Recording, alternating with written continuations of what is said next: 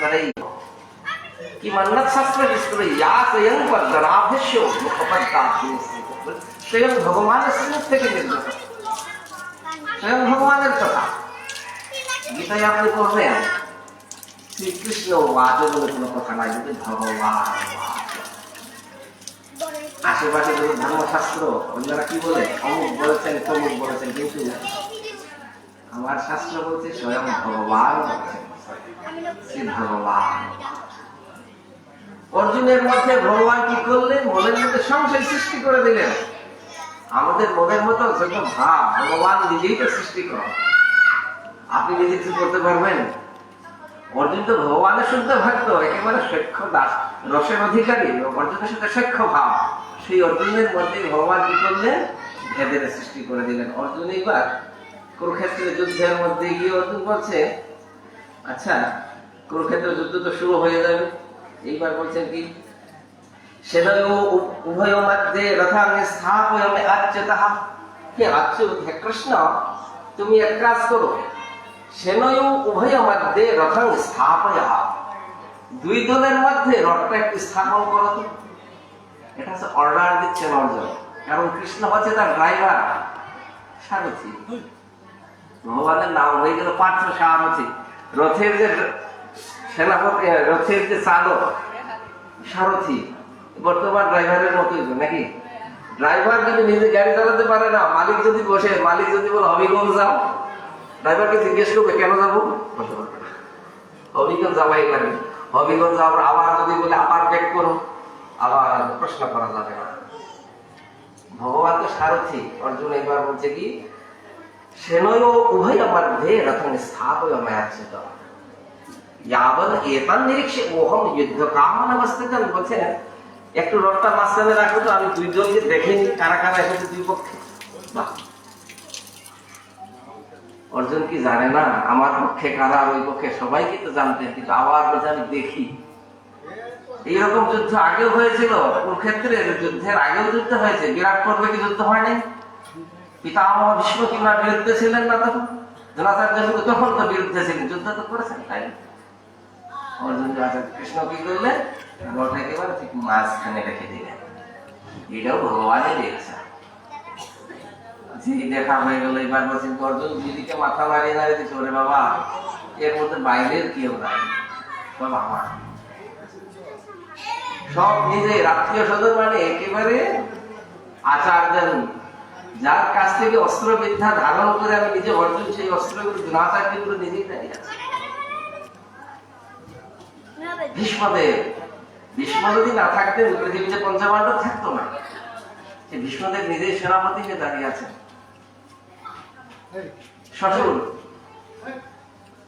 তারপরে ধৃতরাষ্ট্রের দুর্যোধনের ছেলে মেয়ে, এরা তো তারই সন্তান, তাদের মাটি যায় নাকি? নিজের এইদিকে নিজের ভাই, ওইদিকেও ভাই। তখন বলছেন অর্জুনের মধ্যে এইবার কি হয়ে গেল? কার্পণ্যে দোষ। অর্জুন বলছে কি আমি আর যুদ্ধ করছি না বাবা, যুদ্ধ করলে কি হবে? যুদ্ধ যদি করি তাহলে তো হস্তিনাপুরটাই লাভ হবে নাকি? কপি ত্রৈক্য রাজ্যস্য কিন্তু মহিকৃতার জন্য অর্থ বলছে কৃষ্ণ আমি আর যুদ্ধ করতে পারবো না। যুদ্ধ করে এই যে হস্তিনাপুর পাওয়া সেটা দূরের কথা, ত্রিলোক যদি দেওয়া হয় আমাকে স্বর্গমাত্র পাঠাও, তাও আমি যুদ্ধ করছি না। ভিক্ষু অপি হলো কি, যুদ্ধ না করে যদি ভিক্ষা করে খাওয়া লাগে সারা জীবন, তাও ভালো। যুদ্ধ করে কি হবে? ওই যে আমার নিজেদের মধ্যে তো রক্তক্ষয়, আমি আর যুদ্ধ করছি না। এবার বলছেন বলছেন আমি যুদ্ধ করব কি? গান্ধী বসাতে হাস্তাত্তাকার চাইবো পরে তাই হবে, আমার হাত থেকে গান্ধী পড়ে যাচ্ছে, অস্ত্র ধরবো যে গান্ধীর থেকে আমার হাত থেকে গান্ধী পড়ে থাকার চাইবো পরে তাই সাথে শরীর জ্বলছে, শরীর কাঁপছে, রোমহর্ষণ যায়, আমার রোমহর্ষ হচ্ছে, আমি আর যুদ্ধ করতে পারবো না, প্রয়োজনে আমি ভিক্ষা করব। আচ্ছা যুদ্ধ কি ওই সম্পত্তির জন্য যুদ্ধ? কুরুক্ষেত্রের যুদ্ধ, হস্তিনাপুরের জন্য কি যুদ্ধ? ভগবান তো ভার ভরণ করবেন। এখন কুরুক্ষেত্রের যুদ্ধের উপলক্ষটা অনেক আগে চিন্তা করুন, পঞ্চপাণ্ডব তো উপলক্ষ না। ওই যে যুধিষ্ঠির ভীম অর্জুন নকুল সহদেব এরাই কি সম্পত্তি বঞ্চিত? আপনি চিন্তা করুন, জগতের মধ্যে ধর্ম বলে ছিলই না তখন। যে রাজত্বে, যে রাজসভায় এটা মোর অধর্ম করা হয়, দ্রৌপদীর মতো যজ্ঞশ্রী দ্রৌপদীদের এত চরম অপমান করা, ওই রাজ্যে কোনোদিন ধর্ম থাকবে? চিন্তা করো। রাজবাড়ির এত বড় রাজবধূকে এত বড় অপমান করা হয়ে গেল, সাধারণ মানুষের যে কি দুরাবস্থা চিন্তা করুন হস্তিনাপুর সারা পৃথিবীতে। ভগবান কি বলেছেন গীতায়? ভগবান বলছেন यदा यदा हि धर्मस्य ग्लानिर्भवति भारत अभ्युत्थानमधर्मस्य तदात्मानं सृजाम्यहम्। ভগবান গীতায় কিন্তু বলেছেন তদ আত্মানং সৃজাম্যহম, জগতের সবাইকে আমি সৃষ্টি করি, এবার আমি আসবো, কে আমাকে সৃষ্টি করবে? সৃজাম্যহম, আমি নিজেকেই সৃষ্টি করি। কোন সময়? যখন ধর্ম থাকে না পৃথিবীতে। পৃথিবীতে একেবারে চরম অবস্থা। এখন এত কিছু করে ভগবান কুরুক্ষেত্রের রণাঙ্গনে নিয়ে আসেন, আর অর্জুন বলছে আমি যুদ্ধ করবো না। এটাও কিন্তু ভগবানেরই প্রেরণা। এইবার অর্জুন কি বলছে? ভগবান এইবার কিন্তু তিরস্কার করলেন। দ্বিতীয় অধ্যায় বলছেন কুতস্তাকাস্মলমিদম দ্বিশবে সমুপস্থিতম অনার্য দুস্তম অসর্গম কীর্তি কৌরম অর্জুন। অর্জুন তুমি তো আর্য, কিন্তু তোমার এই কথা আর্য উচিত হয় না, অনার্যের মতো কথা। কুতস্তাকাস্মলমিদম, এত বড় বিষম সময়ে বিষমে সমুপস্থিতম, তোমার কাছে এত বড় অনার্য উচিত, এই যে ধৈর্যহীনতা কিভাবে আসলো? ভগবান যখন এইভাবে তিরস্কার করলেন, অর্জুন এবার বেকা সেকা খেয়ে গেল। এবার অর্জুন কি বলছে? অর্জুন কিন্তু আগরে বড় বড় লেকচার দিয়েছেন। বলছেন কি, সবাই যদি না থাকি তাহলে আমাদের বর্ণ সংকর হয়ে যাবে, কেউ তো থাকবে না। লুপ্ত পিণ্ড দেখা পিণ্ড দেওয়ারও কেউ থাকবে না, আমাদের সবাই শেষ হয়ে যাবে, ধর্ম থাকবে না, সনাতন ধর্ম থাকবে না। আর ভগবান তখন বলছেন অর্জুন তুমি তো সবই তারা বড় পণ্ডিত হয়ে গেছে। এই যে ভগবানের তিরস্কার, এবার অর্জুন কি বলছে? বলছেন কি কার্পণ্য দোষ অপহত স্বভাব পৃচ্ছামেতাম ধর্ম সংগ্রহচেতা শিষ্যস্তে ওহং সাধিমান্তাং প্রপন্নম। বলছে অর্জুন, এবার অর্জুন কোথায় বসেছিলেন? সারথি তো নিচে, রথি কিন্তু উপরে থাকেন। অর্জুন এবার বলছেন কি কার্পণ্য দোষ অপহত স্বভাব, আমার স্বভাবটা বিলুপ্ত হয়ে গেছে, আমি নিজেই বুঝতে পারছি না ধর্ম কি অধর্ম কি। শিষ্যস্তে ওহং সাধিমান্তাং। অর্জুন ছিলেন রথী, ভগবান ছিলেন সারথী। আর এইবার অর্জুন ভগবানকে বলছেন শিষ্যস্তে ওহম, আমি তোমার শিষ্য হয়ে গেলাম। সাধী মানতাং প্রপন্ন, আমি তোমার শরণাগত, এবং তুমি উপদেশ করো আমি কি করবো, আমার নিজের কোনো সিদ্ধান্ত নাই। যত সময় পর্যন্ত শিষ্য শরণাগত না হয়, প্রপন্ন না হয়, গুরুদেব কৃপা করবেন। আজকে গুরুকে স্বয়ং জগৎগুরু ভগবান, শিষ্য হচ্ছেন একেবারে পরম শিষ্য অর্জুন। অর্জুন আর কৃষ্ণকে উপলক্ষ করে কুরুক্ষেত্রের রণাঙ্গনে বেদের সারবস্তু রূপে ভগবান উপস্থাপন করলেন। সেটাই হচ্ছে ভাগবত গীতা। গীতা হচ্ছে বেদের একেবারে চরম বস্তু। বলছেন কি আচার্য শঙ্কর বলছেন ভগবত গীতা কিঞ্চিত ধিতা গঙ্গা জল লবো কণিকা পিতা সকৃদলি চৈষ্য মুরাদি সমর্চা তস্য যমকিং কুরুতে চর্চা। বলছেন শঙ্করাচার্য বলছেন ভগবত গীতা কিঞ্চিত ধিতা, জগতে মানুষ হয়ে জন্ম নিয়ে যে ব্যক্তি গীতা একটু অভ্যাস করেছেন, একটু কিঞ্চিত অধিকা, বেশি না হোক একটু অভ্যাস করেছেন ভক্তি সহকারে, গঙ্গা জল লবো কণিকা পিতা, একটু গঙ্গা জল পান করেছেন যিনি, সকৃদলি জৈষ্য মুরারি সমর্চা, ভক্তি সহকারে জীবনে তিনি একবার হলো ভগবানের অর্চন করেছেন, তস্য যমকিং কুরুতে চর্চা, যম তার কি করবে? যম তার কিচ্ছু করতে পারবে না। কিঞ্চিত ভগবত গীতা কিঞ্চিত গীতা, গীতা একটু হলেও অভ্যাস করতে হবে। এখন তো সবাই আমরা মোটামুটি অক্ষর সম্পন্ন, গীতা পড়া কি খুব কঠিন। গীতা পারায়ণ না, পড়ার কথা বলছি। পারায়ণ অনেক জটিল বিষয়, অঙ্গন্যাস করতে হবে, করন্যাস করতে হবে, উচ্চারণ শুদ্ধি প্রয়োজন। কিন্তু গীতা অভ্যাস করতে হবে। গীতা সুগীতা করতে গিয়ে কি বলতো শাস্ত্র বিস্তরে, আর গীতার ব্যাখ্যা কোনোদিন হয় না। আপনি বুঝবেন তারপর তো ব্যাখ্যা করবেন। গীতা মাহাত্মের মধ্যে বলছে কৃষ্ণ জানতে বৈষম্যক কিঞ্চিত কুন্তি সুতো ফলম। কত বড় কথা! আপনি নিজে বুঝবেন তারপর তো বুঝাবেন বাবা। বুঝানো ব্যাখ্যা মানে তো বুঝানো। বলছেন কৃষ্ণ জানতে বৈষম্য গীতার কথা সম্যক ভাবে 100% কে বুঝেন একমাত্র ভগবান ওনাদের আদি গোবিন্দ, যিনি গীতার বক্তা। আর কে শুনেছিলেন? সে মাত্র কিঞ্চিত কুন্তি সুতো ফলম, যা যে অর্জুন ভগবানের একেবারে সাক্ষাৎ সন্নিকটে বসে গীতার জ্ঞান শ্রবণ করলেন, বিশ্বরূপ দর্শন করলেন, তিনিও বলছেন কিঞ্চিত কুন্তি সুতো ফলম। ব্যাস বা ব্যাসভদ্র বা যাজ্ঞবল্ক্য অথবা মিথিলাহ, চিন্তা করুন, যাজ্ঞবল্ক্য মৈথিল মানে হচ্ছে মিথিলা সে রাজা, আর ব্যাস বা ব্যাসভদ্র বা তারাও কিঞ্চিত কিছু কিছু জানে, আর মানুষ কি বুঝবে? এই মাথায় মধ্যে ঢুকবে ঢুকবে না। গীতা নিয়ে অহংকার করার কিছু নাই, গীতা ব্যাখ্যারও কিছু নাই। গীতা গীতা গীতা গীতা করতে সমস্ত কি এর মধ্যে ভগবান এই 18 অধ্যায়ের মধ্যে যুগ সৃষ্টি করলেন।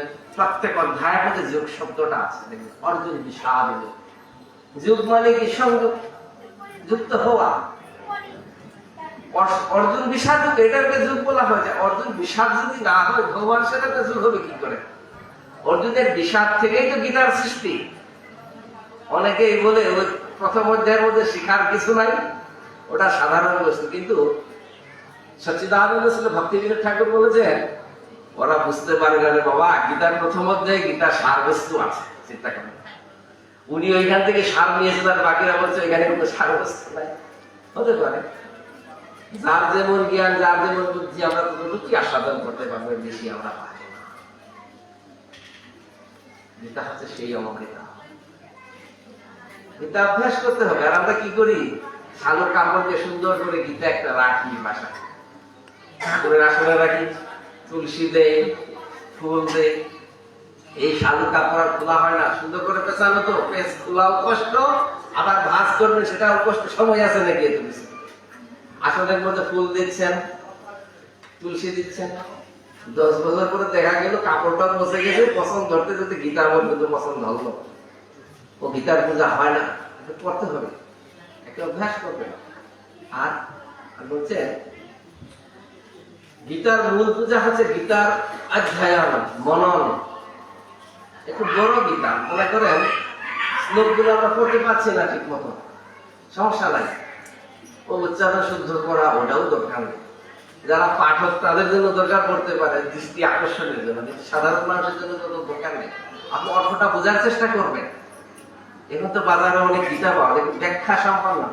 মহানামৃত ব্রহ্মচারী যে গীতা, এই যে জগদীশচন্দ্র ঘোষ সবথেকে বিখ্যাত, সবথেকে প্রচলিত এই গীতা শাস্ত্রী জগদীশচন্দ্র ঘোষের গীতা অনেক সুন্দর।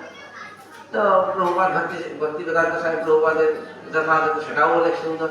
যে যা পারি একটু নিলাম, নিয়ে আমরা একটু পড়লাম, শ্লোকটা পড়বো আর তাৎপর্যটা একটু বোঝার চেষ্টা করবো। আর মনের মধ্যে রাখতে হবে, যখন আপনি জগদীশের গীতা পড়বেন, মনে করবেন গীতা শাস্ত্রী জগদীশ আপনার সামনে বসে গীতার ব্যাখ্যা করছে, শ্রবণ করছে। যখন আপনি ভক্তি বেদান্ত স্বামী শ্রীমদ ভগবত গীতা যথাযথ পড়বেন, মনে করবেন প্রভুপাদ আপনার সামনে বসে গীতার প্রবচন দিচ্ছেন, আপনি শ্রবণ করছেন। যখন আপনি গীতার ধ্যান করছেন, মহানামৃত ব্রহ্মচারী, তখন মনে করবেন ভাগবত গঙ্গোত্তরী মহানামৃত ব্রহ্মচারী আপনার সামনে হরিকথা বলছেন, গীতার প্রবচন করছেন, আপনি শ্রবণ করবেন। শ্রদ্ধা সহকারে, শ্রদ্ধা। আর শ্রদ্ধা যদি না থাকে, শ্রদ্ধা ব্যতীত সবকিছুই শ্রদ্ধা ব্যতীত সবকিছু। শ্রদ্ধা যদি, শ্রদ্ধা কি? সেটা আমি যে বলছে, শ্রদ্ধা শব্দে বিশ্বাস কহে সুদৃঢ় অনিচ্ছা। শ্রদ্ধা শব্দের অর্থ হচ্ছে সুদৃঢ় বিশ্বাস, ভগবান আছেন, বিশ্বাস করে। কেমন ভগবান? গীতার মধ্যে যে আমরা পূজা করি, অর্চন করি, কি ভগবানের কাছে ফুল নেই, জল নেই, গীতায় ভগবান কি বলছে? গীতার মধ্যে ভগবান বলছেন পত্রং পুষ্পম প্রিয়ং ফলম ইয়মে ভক্ত্যা প্রদর্শিত। যে ব্যক্তি পত্র পুষ্প ফল ভক্তি সহকারে আমাকে দেয়, অহম আসমামি, আমি গ্রহণ করি। ভগবান দলিল করলেন, আমি গ্রহণ করি।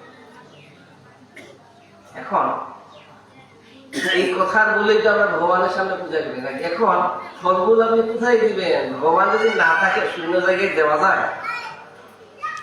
ফল ফুল এইগুলো তো দৃশ্যমান বস্তু, চোখে দেখা যায়। দৃশ্যমান বস্তু দিতে গেলে তো দৃশ্যমান কিছু লাগবে, নিরাকারের মধ্যে এই জিনিস অর্পণ করা যাবে না, জানা যায়। এই জন্য ভগবানের বিগ্রহ, কিন্তু সেই বিগ্রহকে বিশ্বাস করতে হবে। যদি মনে করেন বিগ্রহ নয়, সাক্ষাৎ ব্রজেন্দ্র নন্দন, সাক্ষাৎ ভগবান দাঁড়িয়েছে, মহাবীর আদি গোবিন্দ আমার সামনে, কেমন বিশ্বাস? যে বিশ্বাস কোন সময় চলে না, সেটাই হচ্ছে শ্রদ্ধা।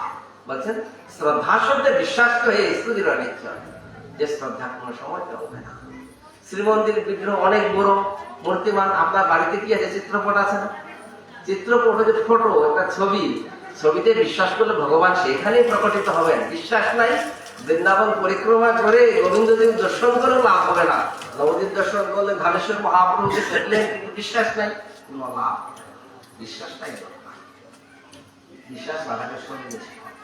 অর্জুন প্রশ্ন করছেন কিভাবে? অর্জুন কিন্তু একেবারে প্রপন্ন অবস্থা। বলছেন কি? শিষ্যস্তে ওহং সাধি মান্তাং প্রপন্নম ত্বাং। আমি তোমার কাছে একেবারে শরণাগত হয়ে গেলাম, তুমি এই হচ্ছে গীতা। গীতার সাথে আরেকটি জিনিস এইখানে জানি না, আমাদের ওইদিকে ভানুবাসে আবার একটা বিতর্ক, গীতা বড় নাকি ভাগবত বড়। হরে কৃষ্ণ। এদিকে আসলে বিতর্ক, মানে মানুষের পা বড় নাকি মাথা বড়, এরকম কথা হয়ে গেছে। বস্তুত গীতা ভাগবতের প্রতি কোনো পার্থক্য নাই। গীতা হচ্ছে শ্রীমৎ ভাগবত গীতা, আর ভাগবতম হচ্ছে শ্রীমৎ ভাগবতম। আমরা ভুলে বলি ভাগবত গীতা, ভাগবত গীতা হয় না, শ্রীমৎ ভগবত গীতা। আর ভাগবতম হচ্ছে শ্রীমৎ ভাগবতম।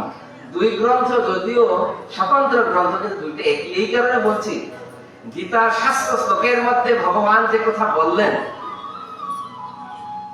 700 শ্লোকের ব্যাখ্যা, বিশ্লেষণ, দৃষ্টান্ত ভাগবতের মধ্যে সব আছে। গীতা হচ্ছে সূচিপত্র। নতুন একটা বই কেউ যখন পড়তে চায়, বই কি করে সমগ্র বইকে হাতে নিয়ে পড়তে পারবেন না। যে বুদ্ধিমান লোক সে কি করে বইটা হাতে নিয়ে সূচিপত্র দেখে, সূচি কি কি আলোচনার বিষয় আছে, এখানে কোন পৃষ্ঠায় কি আছে। গীতা হচ্ছে সেই সূচিপত্র। সূচিপত্র বইয়ের বই পাতা হয়, বেশি হলে 10 পাতা, 12 পাতা, আর বাকি অংশ পুরোটাই তো বই। গীতা হচ্ছে 700 শ্লোক, আর ভাগবতম হচ্ছে 18,000 শ্লোক। গীতার প্রতিটি সিদ্ধান্ত ভাগবতের মধ্যে প্রমাণ সহকারে, দৃষ্টান্ত সহকারে ব্যাখ্যা করা আছে। এই জন্য বলছি গীতা ভাগবত একই বস্তু। কেউ যদি বলে গীতা বড় নাকি ভাগবত বড়, এটা হচ্ছে মানে আমার হাত বড় নাকি পা বড়, এরকমই তথ্য। দুইটা একই অঙ্গ। দেখো গীতার মধ্যে ভগবান বলছে এরকম, অন্তকালে জমামেব স্মরণ মত্তকলে বরম য প্রয়াতি সমদ্ভাবং প্রৈতি নাস্তি যত্র সংশয়। ভগবান পৃথিবী থেকে আমরা দিব্য ধামে যাওয়ার জন্য একেবারে সহজ একটা উপায় বলে দিলেন, যে আমার কাছে চলে আসবে। যে কিভাবে বলছে? অন্তকালে য মামেব স্মরণ মত্তকলে বরম। জীবের অন্তিম সময় একদিন আসবে। কিরকম? যাতে সহিত ধ্রুব মৃত্যুম, যার জন্ম হয়েছে তার মৃত্যু হবে, মৃত্যু হওয়াই লাগবে। জগতে কেউ অমর না, স্বয়ং পিতামহ ব্রহ্মা, তারও মৃত্যু হয়। তাহলে আমরা কি থাকবো? তাহলে তো মৃত্যু হবে, কোন দিন হবে সেটা আমরা জানি না। ভাগ্যবান লোকেরাই জানতে পারেন, কিন্তু সাধারণ মানুষ আমরা জানি না কোন সময় আমাদের মৃত্যু হবে। ভগবান বলছে অন্তকালে যে মহাবীর, ও যে দেহের থেকে দেহির বের, দেহ থেকে আমাদের দেহি বের হবে, সেটাই হচ্ছে অন্তিম সময়। ওই সময় যে ব্যক্তি স্মরণ মত্তা করলে বরং আমাকে স্মরণ করে দেহ ত্যাগ করে সমদ্ভাবন করে কি সে আমাকে পাবে। আবার বলছে নাস্তি যত্র সংশয়, এর মধ্যে কোনো সন্দেহ না। মৃত্যুকাল উপস্থিত, আমরা ভগবানকে স্মরণ করতে করতে নিতাই গৌর হরিবল বলে চলে যাবো। এর পরের শ্লোকে ভগবান বলছেন অর্জুন দেখো, খুব তো সহজ, আসলে সহজ না। কারণ মৃত্যুকালে সবাই আমাকে মনে করতে পারে না। কি কারণ? ইয়াং ইয়াং বাহং সারান। মৃত্যুকালে জীবের কর্মই হচ্ছে, মনের কাজ হচ্ছে মনন করা, চিন্তা করা। সে কিছু না কিছু চিন্তা করবেই। সে আমার চিন্তা করুক আর জাগতিক চিন্তা করুক, একটা না একটা চিন্তা সে করবেই। যদি আমার চিন্তা না করে জগতে আমি তো একমাত্র নিত্য, ভগবান বলছেন একমাত্র ভগবান নিত্য, আর সব অনিত্য, কেউ থাকবে না জগতে, জগতেই থাকবে না একসময়। একমাত্র ভগবান থাকলে ভগবান আমি নিত্য আর সবই অনিত্য। আর ওই সময় যদি আমরা নিত্য ভগবানের সেবা করি, স্মরণ করি, তাহলে ভগবানের কাছে চলে গেলাম। আর যদি অন্য কিছু চিন্তা করি সবই তো অনিত্য। ভগবান বলছেন জ্ঞান ভাবন স্মরণান্তে তেজতি বলে। ওই সময় জীব যে ভাবের কথা চিন্তা করে দেহ ত্যাগ করবে, কি হবে তখন? মৃত্যুর পরে তার ওই রকম দেহ লাভ হবে। মৃত্যুকালে ভগবত চিন্তা করলো যে পরম ভাগবত, তিনি ভগবানের কাছে চলে গেলেন। আর মৃত্যুকালে যে ব্যক্তি জগতের অন্য কিছু চিন্তা করলো, সে ওই দেহ লাভ করবে। কিরকম? পঞ্চস্কন্ধের মধ্যে ভাগবতে বিস্তার করে বর্ণনা করা হয়েছে। ভরত মহারাজ এমন শুদ্ধ ভক্ত ছিলেন, ভরত রাজর্ষি ভরত, তিনি চলে গেলেন বানপ্রস্থ গ্রহণ করে ভজন করার জন্য। কোন জায়গা? বলছেন সেই গণ্ডকী নদীর তীরে, যেখানে এই যে ভগবানের শালগ্রাম শিলা পূজা করি না আমরা, মন্দিরে শালগ্রামের উৎপত্তি কিন্তু গণ্ডকী নদীতে। এটা বর্তমানে নেপালে। গণ্ডকীর তীরে হচ্ছে ভরত মহারাজের আশ্রম, তিনি সেখানে ভজন করেন। শালগ্রামকে যখন আমরা স্নান করাই, অভিষেক করাই, সেই জল হয়ে যায় চরণামৃত। চরণামৃত বলে কি পান? শালগ্রামের স্নানের জলে। আর যে নদীতে লক্ষ লক্ষ শালগ্রাম, সেই নদীর জল তো পুরোটাই হচ্ছে চরণামৃত, কত পবিত্র নদী। সেই নদীর তীরে ভজন করতেন। আজকে কি হয়ে গেল? আজকে ভারতের এমন দুর্ভাগ্য, ভজন করছেন মহারাজ ভরত, আর সেই সময় আজকে হঠাৎ করে ভজন করছেন, আর ওই সময় এক হরিণী, পূর্ণ গর্ভা হরিণী জল পান করলেন। আর সিংহের গর্জনে হরিণী কি করলেন? জলের মধ্যে ঝাঁপ দিলেন। হরিণীর খুব হয়, সাথে সাথে প্রসব হয়ে গেল। হরিণের বাচ্চাটাও জলে ভেসে যাচ্ছে, আর হরিণীও ভেসে যাচ্ছে। ভয়ে হরিণীর মৃত্যু হয়ে গেল। ভরত মহারাজ দেখছেন যে হরিণ শাবক এখনই জন্ম হলো, সেও ভেসে যাচ্ছে, হরিণীরও মৃত্যু হয়ে গেল। মহারাজ ভরত কি করলেন? ভজন বাদ দিয়ে নামলেন জলে, জল থেকে তুললেন হরিণ। জগতে সবকিছু ত্যাগ করে এসেছিলেন কোথায়? বনে হরি ভজন করার জন্য। আর বনের মধ্যে গিয়ে হরিণের মায়ায় জড়িয়ে হরিণ তার সাথে সাথে ঘুরতো সব সময়। আর এইভাবে করতে করতে ভরতের মৃত্যুকাল উপস্থিত। হরিণকে তিনি যত চিন্তা করছেন, ভগবান তো তার কাছ থেকে একটু দূরে চলে যাচ্ছেন। কারণ দুই জিনিস একসাথে চিন্তা হয় না। যাহা রাম তাহা কাম নেই, যাহা কাম তাহা রাম নেই। রাম আর কাম একসাথে লাগবে, এটা হরে কৃষ্ণ দুইটা একসাথে চলবে না।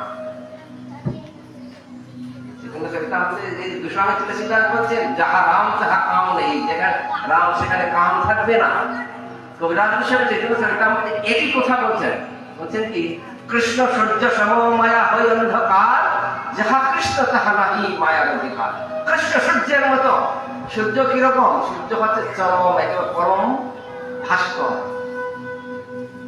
সূর্য মানে হচ্ছে একেবারে পরিষ্কার, একেবারে উজ্জ্বলা। মায়া হচ্ছে অন্ধতম। কৃষ্ণ সূর্য সম মায়া হই অন্ধকার, যাহা কৃষ্ণ তাহা নাহি মায়ার অধিকার। যেখানে কৃষ্ণ থাকবেন সেখানে মায়া থাকতে পারবে না। এখন ভরত কি হয়েছে? ভরত তো এই চিন্তা করছেন, হরিণের কথা চিন্তা করতে আসতে আসতে হরিণের চিন্তা করতেন। এই কারণে চোখের সামনে হরিণ নাই, হরিণ কি তার সাথে বসে থাকবে নাকি? চিন্তা, হরিণটা কোথায় গেল রে? বাঘে খেয়ে ফেললো নাকি? ভজন থেকে উঠে গিয়ে আবার খুঁজতে নাই যাওয়া। এই করতে করতে আজকে ভরতের মৃত্যুকাল উপস্থিত। ভরত মহারাজ মৃত্যুবরণ করলেন, সামনে তার হরিণটা দাঁড়িয়ে আছে। হরিণের চিন্তা করতে করতে তার মৃত্যু হয়ে গেল। ভরত এবার কি করলেন? ভরতের জন্ম হয়ে গেল হরিণ হয়ে। কিন্তু ভরত তো সাধারণ মানুষ না। ভরত ছিলেন পরম ভাগবত, ভগবানের সত্য ভক্ত ছিলেন। গীতার মধ্যে ভগবান বলছেন স্বল্পম অল্পেষু ধর্মস্য ত্রায়তে মহতো ভয়া। গীতায় ভগবান বলছেন, হে অর্জুন, স্বল্পম অপি অস্য ধর্মস্য, আমার যে ভাগবতীয় ভক্তি, আমার সাথে কারো সম্বন্ধ যদি একটু হয়, ত্রায়তে মহতো ভয়া, কঠোর এবং ভয়ঙ্কর ভয় থেকেও তাকে মুক্তি করে। আর ভরত মহারাজ ভগবানের ভক্ত ছিলেন। এই কারণে ভরতের যদিও হরিণযুগে জন্ম, কিন্তু ভরত সব বুঝতে পারতেন। আমরা মানুষ হয়ে পূর্বজন্মের কথা মনে করতে পারি না। আর ভরত হরিণ হয়ে মনে করতে পারলেন আমি তো হরিণ না, আমি তো ভরত মহারাজ ছিলাম। ভজন করতে গিয়ে হরিণের কথা চিন্তা করতে করতে আমি হরিণ হয়ে জন্মালাম, এবার আমার দেহ তো এইভাবে যাবে না। তিনি কি করলেন, কালঞ্জল সেই পর্বতের মধ্যে তার জন্ম হরিণ হয়ে। তিনি কি করলেন, কালঞ্জরে সেই যে হরিণের জুথ, হরিণের পাল থেকে বের হয়ে আসলেন। হরিণ তো একা একা থাকে না, কিন্তু ভরত সেই হরিণ কি করলেন, কালঞ্জর থেকে আস্তে আস্তে আবার সেই নিজের আশ্রমে চলে আসলেন, পুনঃ আশ্রমে। সেইখানে ঋষিদের আশ্রমে থাকতেন আর সারাদিন হরিকথা শ্রবণ করতেন। আর ঋষিরা জানতো, ঋষি কিন্তু পুলহমণি বলে দিলেন তার শিষ্যদের, দেখো এই কিন্তু সাধারণ হরিণ না, হচ্ছে মহারাজ ভরত, তাকে তো তার কোনো সময় ডিস্টার্ব করবে না, সে যেভাবে থাকে সেভাবে থাকবে। আর হরিণ ভরত মহারাজ কি করতেন, হরিণের দেহ পরিপালনের জন্য কি খেতে হয়, ঘাস। ভরত কোনোদিন এক পাতা ঘাসও খেলেন না, ঘাসের পাতা, শুকনো পাতা ঝরে ঝরে পড়তে খেয়ে গিয়ে কোনো মতে জীবন ধারণ। এইভাবে করতে করতে তার অন্তকাল উপস্থিত। এবার বুঝতে পারছেন আমার কিন্তু শরীর পাঠ করে। তিনি কি করলেন, আস্তে ওই যে গণ্ডকীর জল, পবিত্র জলের মধ্যে নিজেকে সম্পূর্ণ নিমজ্জিত করলেন। হয়নি কিন্তু বুঝতে পারছেন তার মৃত্যুকাল উপস্থিত। ভগবানের নাম করতে করতে কি করলেন, গণ্ডকীর ওই পবিত্র জলের মধ্যে নিজেকে ডুবিয়ে দিয়ে যখন দেহত্যাগ করলেন, এইবার ভরতের জন্ম হয়ে গেল কোথায়, ব্রাহ্মণ রূপে। গীতায় ভগবান বলছেন, সুচিনাং শ্রীমতাং দেহে যুগভ্রষ্ট অভিজায়তে, সুচিনাং শ্রীমতাং দেহে যুগভ্রষ্ট অভিজায়। সুচিনাং শ্রীমতাং দেহে, যুগভ্রষ্ট, যে আমাকে পাওয়ার জন্য খুব চেষ্টা করলো, কিন্তু কোনো কারণবশত সে যুগ থেকে ভ্রষ্ট হয়ে গেছে। এই যে গীতার মধ্যে যুগ, ধ্যান যুগ, কর্ম যুগ, ভক্তি যুগ, এই যে আমরা করি, যুগ মানে তো সংযোগ, ভগবানের সাথে সংযোগের চেষ্টা করছে, কিন্তু কোন কারণে দুর্ভাগ্যবশত সে যুগ থেকে ভ্রষ্ট হয়ে গেল, সেই রাস্তা থেকে চলে গেল। ভগবান বলছেন আমি তাকে আবার সুযোগ দিই। বলে কি সুযোগ, ভগবান বলছে আমি তাকে সুযোগ দেই। কি সুযোগ, যুগ ভ্রষ্ট হয়ে যায়, তাকে আমি আমার এমন জায়গায় নিয়ে তাকে জন্ম দিই, সেটা হচ্ছে কি সুচিনাং শ্রীমতাঙ্গে, যেখানে গেলে সে সহজে ভজন করতে পারবে এইরকম একটা পরিবেশ, শুদ্ধ ভাগবতীয় পরিবেশ, শ্রীমতাং। আচ্ছা, ভক্তের বাড়িতে ভক্তের সন্তান হয়ে কিন্তু জন্ম নেই, তাকে কিন্তু বলতে হয় না যে এইগুলা করা উচিত, এইগুলো করা উচিত না, কারণ জন্ম থেকে সে দেখতে পাচ্ছে ভাগবতী অনুষ্ঠান বাড়িতে হয়, হরিকথা শ্রবণ করতে হয়, প্রসাদ গ্রহণ করতে হয়, আর তুলসী পরিক্রমা করতে হয়, বৃন্দা দেবীর পূজা করতে, সে দেখে দেখে অভ্যাস এমনিতেই শিখে যায়। আর যার বাড়িতে তিনি অভ্যাস করবেন তারা তো কানে ধরেও শেখানো যায় না। আচ্ছা, কেন এই বাড়িতে তার জন্ম হলো, বলতে সুচিনাং শ্রীমতাঙ্গে, ভগবান হচ্ছে তাকে আমি সুযোগ দিচ্ছি এমন জায়গায় যেখানে সে জন্ম থেকে এই পরিবেশের মধ্যে বড় হবে। ভরত মহারাজের সেই ব্রাহ্মণের জন্ম হয়ে গেল। ভরত এইবার চিন্তা করছে, এবার তো আমি ব্রাহ্মণ হয়ে জন্ম দিলাম, আমার একটা বিপদ হয়ে গেল, কারণ আমি মানুষ, আমি যদি কথা বলা শুরু করি রে বাবা, তাহলে তো আমার আর হবে না। ভরত মুখকে আবার স্টপ করে দিলে, কোনো কথা বলছেন না, সবকিছু মনে আছে তার। ভরতের মহারাজ ভরত ছিলেন এটাও মনে আছে, হরিণ ছিলেন সেটাও মনে আছে। এইবার ব্রাহ্মণ শরীরে চুপ করে থাকিলেন। পিতৃদেব ছিলেন বেদজ্ঞ ব্রাহ্মণ, নিজের সন্তানকে বেদের শিক্ষা দেওয়ার জন্য চেষ্টা করলেন, কিন্তু কথা বলাতে পারলেন না। সবাই মনে করলো কি এই ছেলেটা হচ্ছে জড়, মুখ বধির, কথাও বলতে পারে না, কানেও শুনে না। ভরত কিন্তু সব শুনতেন, সব দেখতেন, সব বুঝতেন, আবার কথা বলতেও পারতেন, কিন্তু মনে মনে হরিনাম করতে করতে কোনোদিনেই তিনি কথা বলতেন না। কারণ আমরা সব কাজ করতে করতে হরিনাম করতে পারবো, হরে কৃষ্ণ, জগতে এমন কোন কাজ নাই যে কাজ করে আমরা হরিনাম করতে, কিন্তু কথা বলে বলে আপনি হরিনাম করবেন এইটা সম্ভব হবে না। হরে কৃষ্ণ, কথাও বলবেন অন্য বিষয়ে আবার হরিনাম করবেন, এইটা সম্ভব হয় না। ভরত মহারাজ জানেন, এই জন্য নিজের জিহ্বাকে কি করলেন, সম্পূর্ণরূপে ভগবানের সেবায়। ভাগবত বলছে আমাদের ইন্দ্রিয় দিয়ে আমরা সেবা করব। এই যে মন্দিরে আমরা বসে আছি, হ্যাঁ, আমি আগেও কিছু শুনেছি, আজকে জানলাম যে পরম ভাগবত ওনার প্রচেষ্টা এই মন্দির হয়েছে, ঠিক না? ওনার প্রচেষ্টার মাধ্যমে রাষ্ট্রীয় বিভিন্ন অর্থ নিজের উপার্জনের টাকা থেকে সেবাই লাগিয়েছেন ভগবানের সাথে। সবাইকে এটা করতে পারবো বলে? সবার কি সামর্থ্য আছে? নাই তো। সামর্থ্য নাই। সামর্থ্য বলতে বিভিন্ন সামর্থ্য, আর্থিক সামর্থ্য লাগবে, মনের সামর্থ্য লাগবে, পরিবেশের সামর্থ্য লাগবে। সব যদি মিলে তবেই তো পারবেন, তাই না? কিন্তু ভগবান বলছে আচ্ছা তুমি তো মন্দির করতে পারবে না, ঠিক আছে, কত বড় মন্দির চাইছি না। ভগবান বলছে ভক্তির মাধ্যমে তুমি সম্পৃক্ত হবো। আমরা শুরু করেছিলাম ভক্তি দিয়ে। ভগবান বলেছিলেন গীতায়, ভগবান কি বলেছিলেন? ভক্ত্যা, ভক্তি সহকারে যদি পত্র পুষ্প জল আমাকে অর্পণ করে, সেটাই ভক্তি জিনিসটা কি? এত কিছু বলার পরে কেউ যদি প্রশ্ন করে বাবা সব তো বললেন ভক্তি সহকারে শ্রবণ করো, ভক্তিটা কি সেটাই তো আমি বুঝতে পারছি না। ভক্তি কি?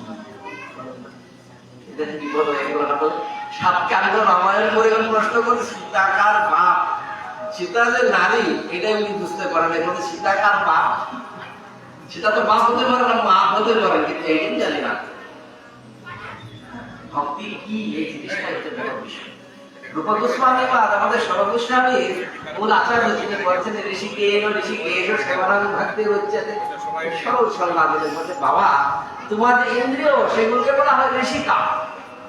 তোমার যে ইন্দ্রিয় চক্ষু কর্ণ নাসিকা জিহ্বা পঞ্চ কর্মেন্দ্রিয় পঞ্চ জ্ঞানেন্দ্রিয় সবগুলোকে বলা হয় ঋষিকা। তোমার হাত, তোমার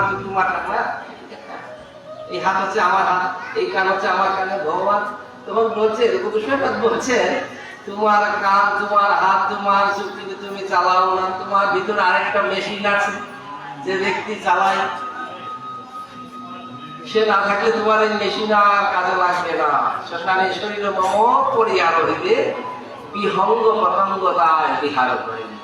শরীরের মধ্যে একটা মশা কামড় দিল, মশা আপনাকে দিল কামড়, হ্যাঁ, আপনি কি মরে গেছেন? মরে নাই, একটু ব্যথা হয়েছে, ব্যথা। আপনি এমন জোরে মারলেন মশার তো এখানে শেষ, হরিবল হয়ে গেল। শরীরের কষ্ট আপনার সহ্য হয় না, কিন্তু এই শরীরে যখন ওই ভিতরে চালকদার মেশিন না থাকে তখন আপনি শ্মশানে পড়ে থাকবেন, বিহঙ্গ পতঙ্গ তাই বিহার করে দিই। শরীরকে একেবারে পঞ্চভূতের মধ্যে বিলীন করে দিই, তখনও কোনো প্রতিক্রিয়া হয় না। তো তার মানে কি কেউ আমাদের পরিচালনা করছেন? ঋষিকা, এই যে ইন্দ্রিয়গুলোকে যিনি পরিচালনা করেন তিনি হচ্ছেন ঋষিকেশ ভগবান।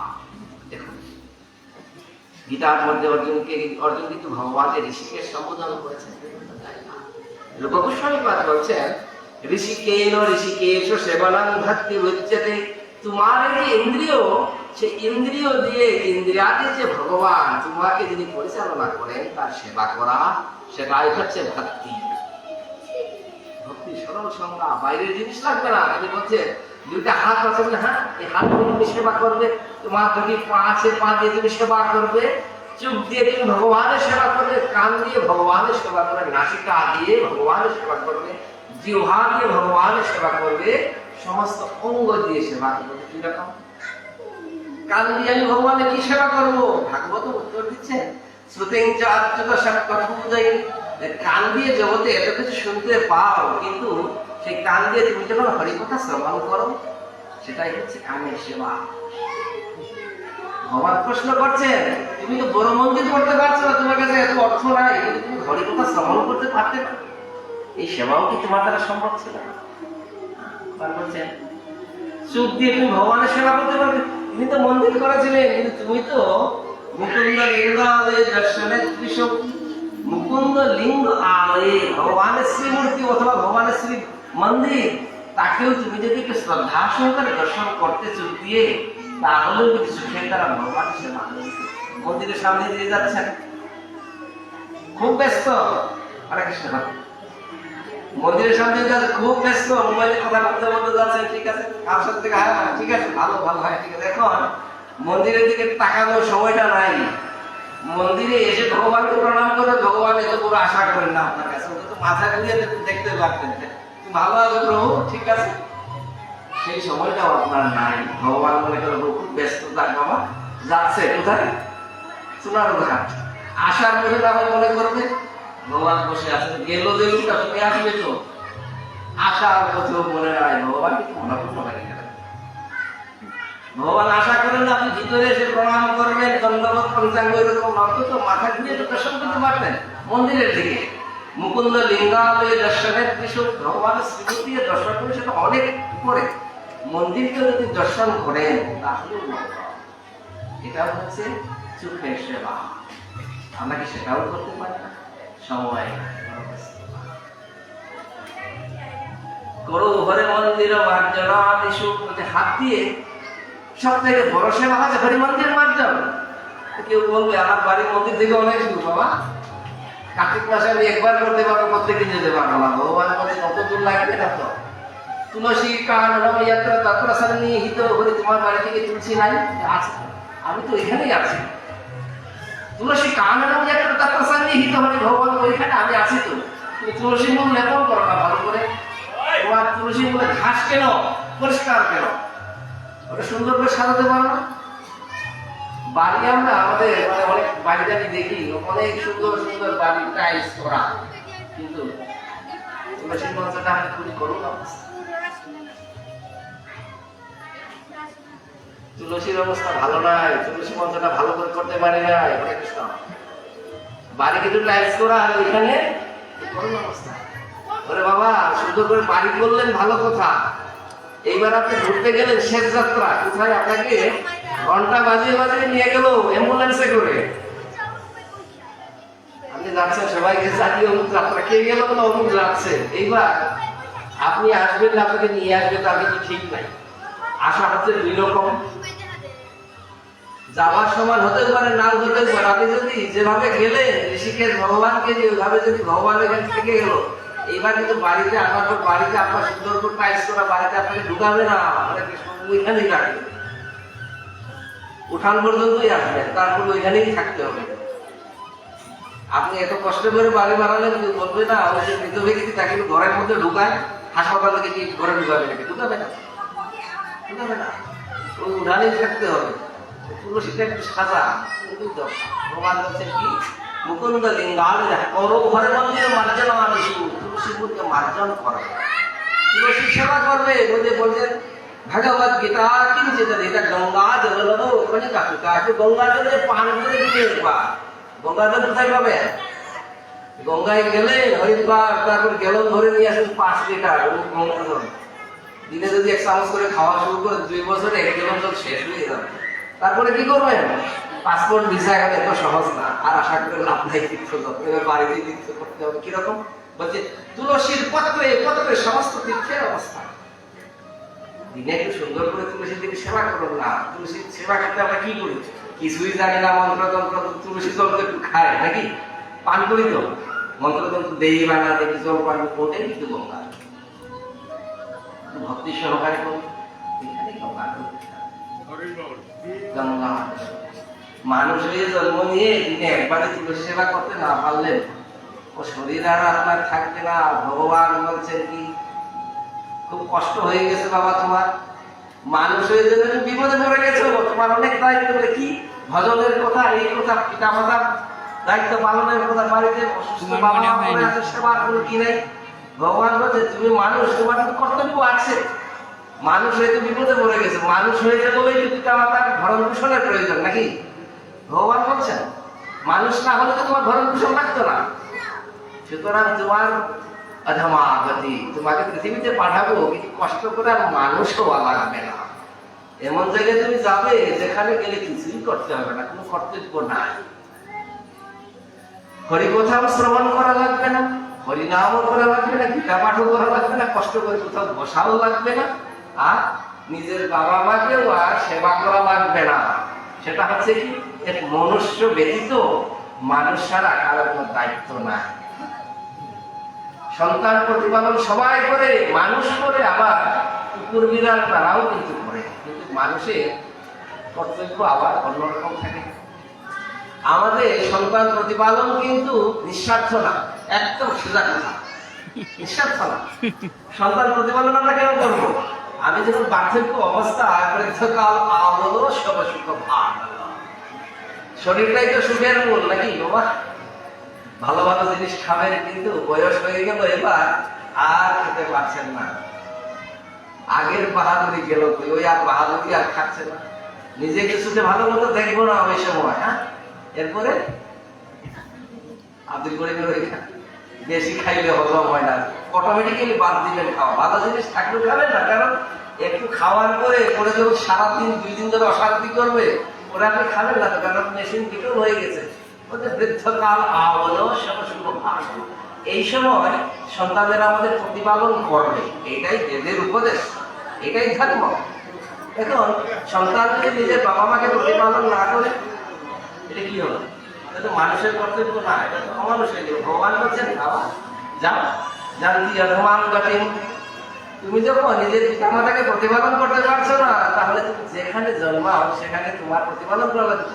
কুকুর হয়ে জন্মাও, বিড়াল হয়ে জন্মাও, গরু হয়ে জন্মাবার পিতামাতা প্রতিপালনের দরকার নাই, হরিভজনের দরকার নেই। আর মানুষ হয়ে জন্মে যদি আমরা ওইরকম কাজ করি, এটা কিন্তু ভগবান বলছেন জানতি অধমান গতিম।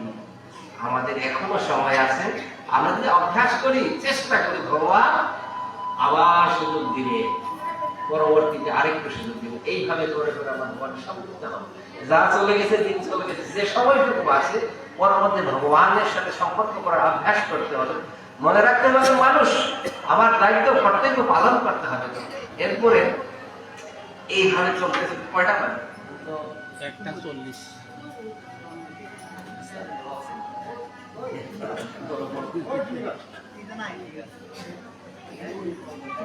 এখন আজকে দেখুন, ইন্দ্রিয়ের মাধ্যমে ভগবানের সেবা, ঋষিকের সেবাদান থাকতে হচ্ছে। আমরা হাতের কাজ কথা বলেছিলাম, পা দিয়ে ভগবানের সেবা করতে হয়। ভাগবতম বলছে বাবা কি আশ্চর্য কথা, পা দিয়ে আবার কারো সেবা হয়। ভাগবত বলছে পায়ে দিয়েও ভগবানের সেবা করতে হবে। কিরকম? যখন পায়ের মাধ্যমে যখন আমরা তীর্থ পরিক্রমা করি, পায়ের কষ্ট হয় নাকি আরাম হয়? বসতে গিয়ে তো হরিকথা শ্রবণ করতে অনেক কষ্ট হয়, সুতরাং বসতেই পারি না। পায়ের যে কষ্ট, এটা হচ্ছে ভগবত সেবা। বলছে ভাগবতম বলছে মানুষ হয়ে জন্মে যে ব্যক্তি কষ্ট করে তীর্থ ভ্রমণ করে না, কষ্ট করে ভগবানকে দর্শন করে না, সে কিন্তু দ্রুম জন্ম ভাজম। তার দেহ হচ্ছে, সে যদিও মানুষ, সে কিন্তু মানুষ না, সে গাছের মতো। গাছ কি নড়াচড়া করতে পারবে? মানুষ হয়ে যে ভগবত সেবার জন্য একটু মন্দিরে গমন করেনি, বাড়ির পাশে আপনার মন্দির, মন্দিরের সন্ধ্যা আরতি হচ্ছে শুনতে পাচ্ছেন, কিন্তু যাবেন সে আর নাই, কষ্ট হয়ে যাবে। কি কষ্ট? এদিকে স্যাটেলাইটের লাইন আছে না, স্যাটেলাইট এমন দেশগুলো নাই সবখানে, জি বাংলা কি জানি ওই চ্যানেলের মায়ায় আমরা যেতে পারি না ঠিক মতো। অনেক জায়গা এই যে কার্তিক মাসটাতে গেল, কার্তিক মাসে গ্রামে গ্রামে পাড়ায় পাড়ায় কি হয়, যে হরিগ্রামে যে আমাদের কি হয়ে গেল, পাঠের অবস্থা। এক মাস কিন্তু পাঠের মধ্যে 10 জন লোক থাকে না। কারণ কি? যার যেদিন পালি ওই দিন আসে, কিন্তু অন্য দিন আসে না। কারণ যদি এক মাস ব্যাপী যদি না আসি, সিরিয়াল একেবারে অনেক কিছু চলে যায়। সিরিয়ালের মায়ায় সিরিয়াল আমাদের কি দিবে? কিছুই দিবে না, কুট কচালে শেখাবে, শুধু অশান্তি দিবে। কিন্তু সেটাই আমাদের দরকার। যাই হোক, এইভাবে গীতার মধ্যে ভগবান সপ্তাদশ অধ্যায় 18 অধ্যায় গীতার মধ্যে দৈবাসুর সম্পদ যুগ 16 অধ্যায়, দৈবাসুর সম্পদ যুগে ভগবান সেই ভক্তের গুণাবলী আর অসুরের বিষয়াবলী বর্ণনা করলেন। শ্রদ্ধাতে বিভাগ যুগ 17 অধ্যায় ভগবান মধ্যে দিয়ে শাস্ত্র বিধি মস্ত্রিত जजन्ते श्रद्धया तेषां निस्तुका कृष्ण सत्यमाहरजस्तम त्रिविधा भवति श्रद्धाभिहिनं शासभावद सात्विकी राजसी चैव तामसेन। বলছেন সব কিছুই হচ্ছে তিন প্রকার, সত্য রজতম গুণের কারণে। দেবীর পূজা হয় না, মণিপুরীরা তো প্রচুর দুর্গা পূজা করছে, বাঙালিরা যদি এত পূজা করে, আমাদের কি টাকা নাই নাকি আমরা করতে পারবো না? প্রচুর পূজা হচ্ছে এখন। নিজের বাড়িতে পূজা করে সার্বজনীন পূজাও হয় প্রচুর। বাঙালিরা প্রচুর পূজা করছে, এই মণিপুরীদের পূজা করছে, প্রচুর পূজা করছে। আর পূজার থেকে কি হয়? সার্বজনীন পূজা। পূজার থেকে আমাদের পদের কারণে অমুক সভাপতি, অমুক সম্পাদক, এইগুলা নিয়ে গ্রামে গ্রামে কুণ্ডলের বিভিন্ন ভেদাভেদের সৃষ্টি হয়েছে। পূজার কথা বলছে, দেবীর পূজাও কিন্তু তিন প্রকার, সমস্ত সবকিছু সাত্বিকী। দেবীর পূজা সাত্বিক পূজাও হতে পারে, রাজস পূজাও হতে পারে, তামস পূজাও হতে পারে, সবকিছু। আমাদের শ্রদ্ধাও তিন প্রকার, এইরকম সবকিছু ভগবান বর্ণনা করছেন।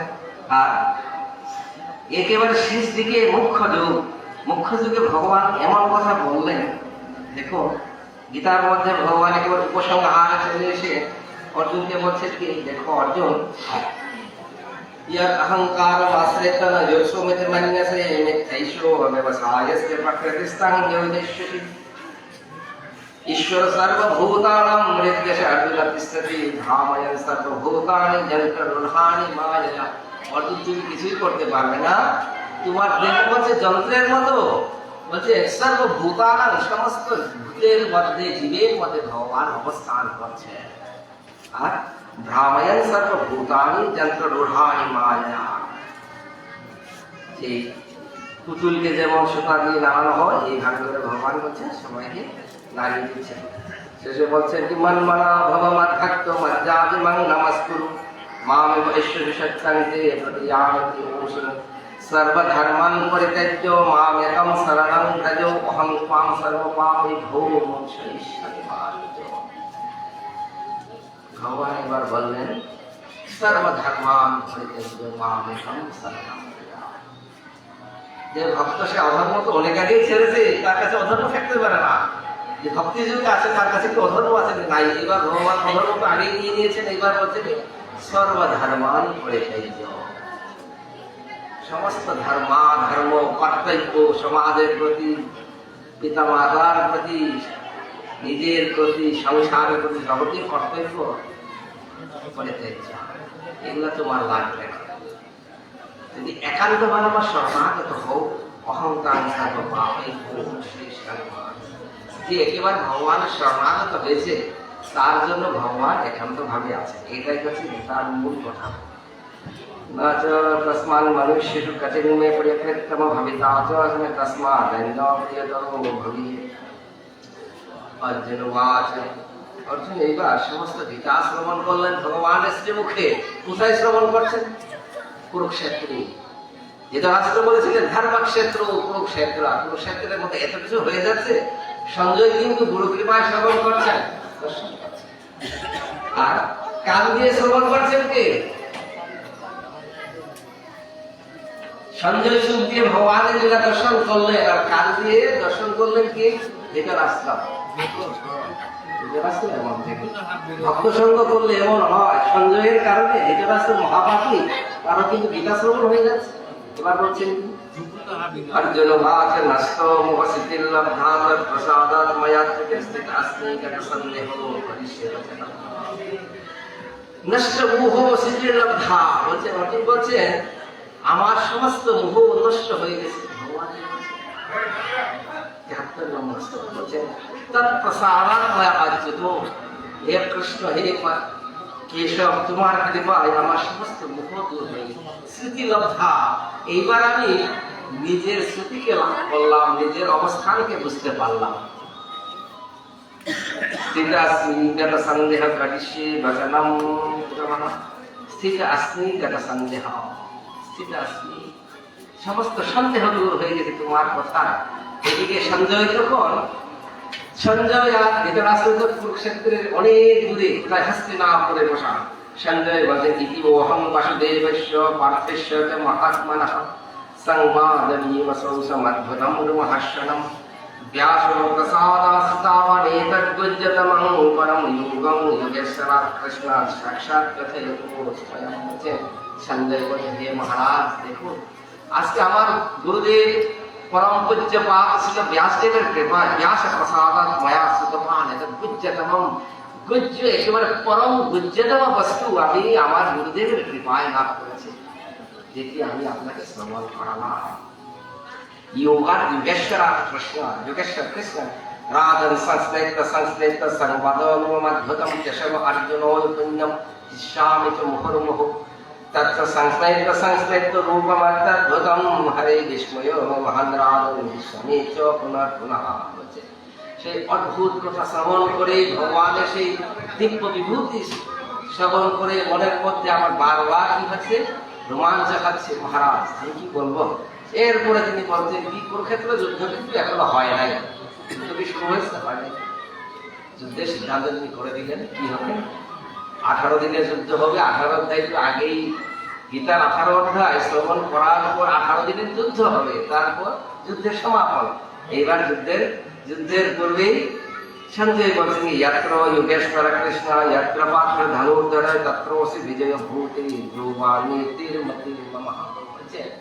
মহারাজ আমি কি বলবো, এখন তো আমরা যুদ্ধের দিকে যাবো, যুদ্ধ শ্রবণ করবো, কিন্তু আগে যে আমি সারবন্ধটা আপনাকে বলে দিই কি হবে বলে। ইয়াত্র যোগেশ্বর কৃষ্ণ, সমস্ত যুগের অধিপতি যে অনাদি আদি গোবিন্দ যেখানে অবস্থান করেন, আর ইয়াত্র পার্থ ধনুর্ধর নর নারায়ণ, যে আমরা বলি নারায়ণং নমস্কৃত নরং চৈব নরোত্তমং দেবীং সরস্বতীং ব্যাসযতি জয়মতীং কমলাসন বলি না, নরনারায়ণ তো সাক্ষাৎ কৃষ্ণ আর অর্জুন। সঞ্জয় বলছে ইয়াত্র যুগেশ্বর কৃষ্ণ ইয়াত্র পাত্র ধনুর্ধর, যেখানে দাঁড়িয়ে আছেন সেই ধনুর্ধর অর্জুন গান্ধীর ধরে, আর যুগেশ্বর কৃষ্ণ দাঁড়িয়ে তত্রসি বিজয়ী, সেইখানে স্বয়ং লক্ষ্মী অবস্থান করে, সেখানে বিজয় অবস্থান করেন। ভ্রতির যৌবান এটার সিদ্ধান্ত আছে মহারাজ। কিন্তু অন্ধরা ধৃতরাষ্ট্র আশা নিয়ে বসেছিলেন কি যে কি জানি কি হয়, কিন্তু ভেদ দৃষ্টি গীতার মধ্যে ভগবান আমাদের জগতের সবকিছু দান করলেন। বলছেন গীতা এমন বস্তু জগতে, গীতার মধ্যে ভগবান বলছেন কি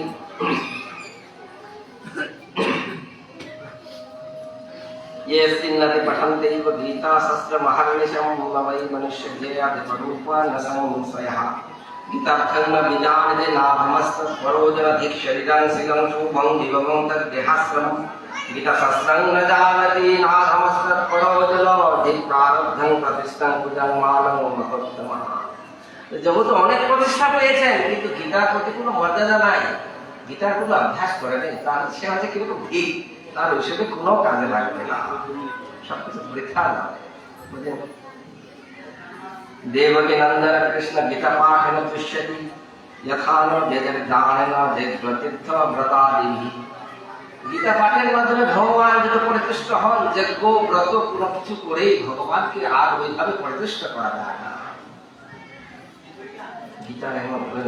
गीताश्रय ओहम तिष्ठामि गीतामि परमं गृहं गीतज्ञानं समस्कृत्य त्रिलोकीं पालयाम्यहम्।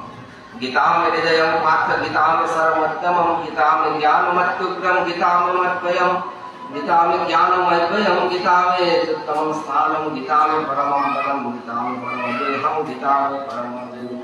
বলেন ভগবান বলছেন গীতা হচ্ছে আমার সবকিছু, গীতাকে আশ্রয় করে त्रिलोकीं पालयाम्यहम्, त्रिलोकी আমি পালন করে থাকি। গীতা এমন বস্তু, সমস্ত গীতার কথা বলে এবার বলছেন গীতা এমন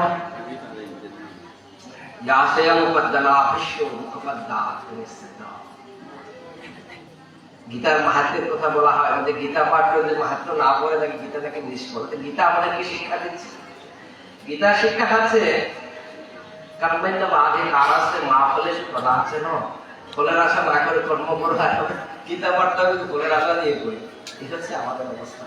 মহাপ্রভু বলছেন, ওরা তো মহাপ্রভু আমাদের শিক্ষা দিচ্ছেন যে পৃথিবীতে আসলে তো ভালো হয়ে গেল না। মহাপ্রভু শিক্ষা দিন ধনাম না জনম না সুন্দরী কবিতা জায়গা দিয়ে সে কাম হয়ে প্রভু ভগবান ভক্ত ভাব নিয়ে ভগবানের কাছে বলছে, তোরা তো মহাপ্রভু আমি তোমার কাছে ধন জন সুন্দরী কবিতা কিছুই প্রার্থনা করি না। মামা জন্মনি জন্মনি ভগবতাৎ ভক্তি রহিস কি কই, তোমার চরণে আমি যেখানেই যাই, মনুষ্য হয়ে জন্মায় পশু পাখি হয়ে জন্মায়, কিন্তু তোমার চরণে যেন আমার অহৈতুকী ভক্তি থাকে।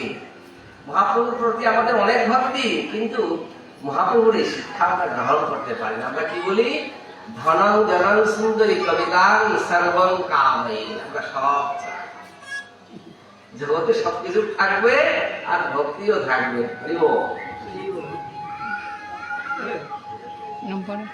এটি সম্ভব লাগে, সবকিছু তো হয় না। ভগবান বলছেন অনেক অনেক গ্রহ বিশেষ বলছেন কি, আমি যখন ভক্তের কৃপা করি তখন, যাই হোক ওদিকে আমরা যাবো না। হরে কৃষ্ণ, ভগবান সবার মঙ্গল করুন। গীতা গীতা করতে আঁকি মানা শাস্ত্র বিস্তারে সবার কাছে একটা অনুরোধ থাকবে, সবার বাড়িতে কিন্তু এখন যাদের বাড়িতে একটু মনে করেন হাই স্কুল পড়ুয়া ছাত্রছাত্রী আছে, আপনারা কষ্ট করে একটু তাদের গীতামুখী করাবেন কিভাবে? সপ্তাহে একদিন নিজের বাড়িতে আপনারা গীতার অভ্যাস করান। কিভাবে? বাইরে কেউ লাগবে না, আপনার বাড়িতে যে 4 জন লোক আছে, 3 জন লোক আছে, তারা বসবেন। আর ওই যে হাই স্কুল পড়ুয়ার ছেলে মেয়ে, তাদেরকে একটু গীতা পড়াবেন। এই উপদেশের গীতাই ভালো, সহজ করে সে একটু পড়বে, আপনারা তো শুনবেন, ভুল করে কোনো সমস্যা নাই, শুনবেন। ওতে করে তারও আগ্রহ বাড়বে, আর আপনাদের একটু বাড়িতে গীতা পাঠ হবে সপ্তাহে তো একদিন। আর আপনাদের নিজের করতে পারবেন, করবেন। আমরা গীতা পাঠ কিভাবে করি? স্নান করে আসলাম, খুব তারা ওরা ভাব, ওনাকে করে কি ভিজা গামছাটা পরেই ভগবতী মহারাজের ওই গীতা পাঠ করা দিয়ে লাভ নাই। শান্তি মতো পড়েন, বুঝতে হবে, তো মনন করতে হবে। যদা মানে কি, ইয়দা মানে কি বুঝতে হবে। আর যদি একটু আমাদের উচ্চারণের জন্য যদি আসলেই প্রয়োজন করে যারা পাঠক, তাদের সমস্যাটা হচ্ছে কি, আমরা গীতা হচ্ছে, গীতার ভাষা কিন্তু সংস্কৃত, সংস্কৃত ভাষা দেব ভাষা, বাংলা না, বাংলা নাই। এই বইগুলো আমরা কিন্তু বাংলা করে দেখি, তো মনে করি সব বাংলা বলে। পরিমল কাকা বললেন যে তোমরা সংস্কৃত দিতে গিয়ে চক্ষুকে চাক্ষু বলো, হ্যাঁ এটা তো সংস্কৃত। সংস্কৃতের উচ্চারণে ক্ষীয়তে স হয়। আমরা কি লিখি বলে তো, ক্ষীয়কে যখন আপনি ভাঙতে যান, ও আর মধ্যমস্য দুইটা আছে না, আপনি উচ্চারণ কি করছেন? চক্ষু। ক্ষীয় গেল, আপনার মধ্যমস্য গেল কোথায়?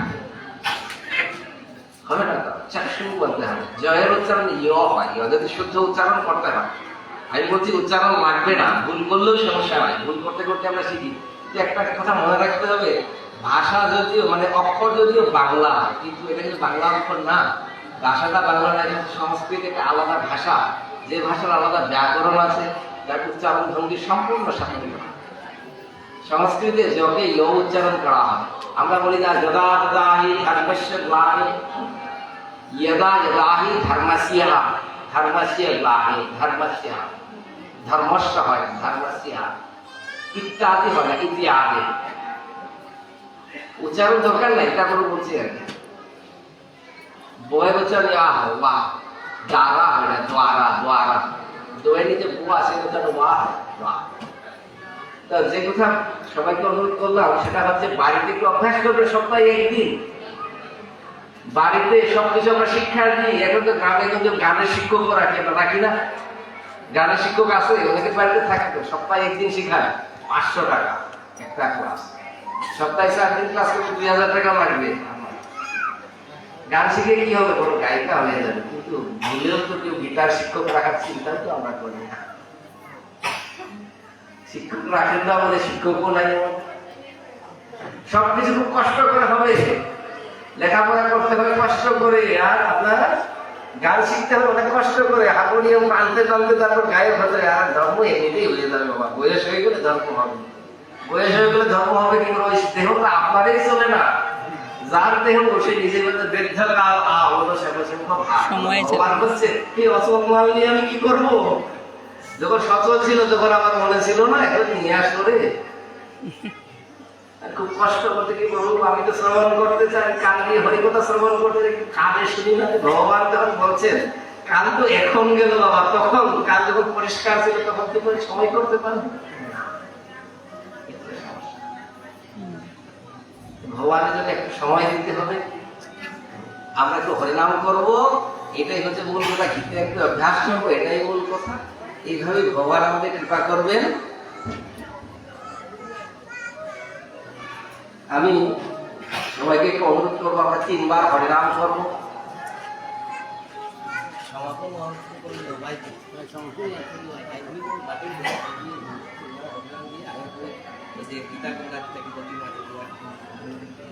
একটু আমরা হরিনাম করবো। জয় শ্রীকৃষ্ণ চৈতন্য প্রভু নিত্যানন্দ, শ্রী অদ্বৈত গদাধর শিবসাদি গৌর ভক্ত বৃন্দ। হরে কৃষ্ণ কৃষ্ণ কৃষ্ণ হরে হরে, হরে রাম রাম রাম হরে হরে। হরে কৃষ্ণ কৃষ্ণ কৃষ্ণ হরে হরে, হরে রাম রাম রাম হরে হরে। হরে কৃষ্ণ কৃষ্ণ কৃষ্ণ হরে হরে, হরে রাম রাম রাম হরে হরে। হরে হরে কৃষ্ণ কৃষ্ণ কৃষ্ণ হরে হরে হরে রাম রাম রাম হরে হরে জয় জয় শ্রী রাধে শ্যাম। হরিনাম 4 বার করতে হবে, কারণ একটা হচ্ছে ভগবানের জন্য প্রথম একবার, আরেকবার হচ্ছে কেউ মনে করো গৃহস্থ কিছু অনুষ্ঠান করলো, গৃহস্থের উদ্দেশ্যে একবার করে দিল। আর আমি বলছি আমার একটা কোন একটা আমার জন্য, যারা সবাই উপস্থিত থেকে সবার জন্য এই চা।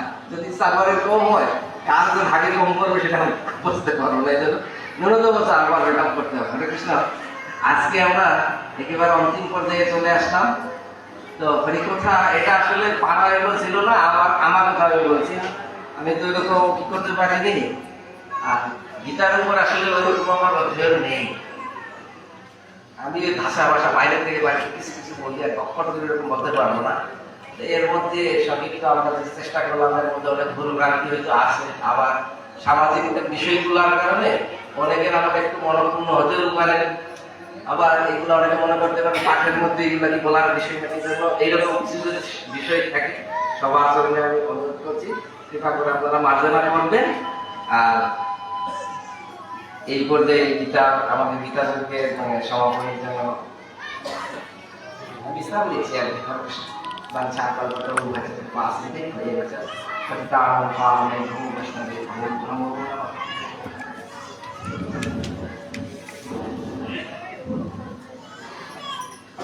উপস্থিত পরম শ্রদ্ধেয় ভক্তমণ্ডলী, আমাদের গীতা পারায়ণ শেষ পর্যায়ে। এখন গীতা পারায়ণের সমাপনী এবং উপসংহার টানবেন আমাদের আজকের গীতা সঙ্গের উদ্যোক্তা নীলোত্তম সিংহ।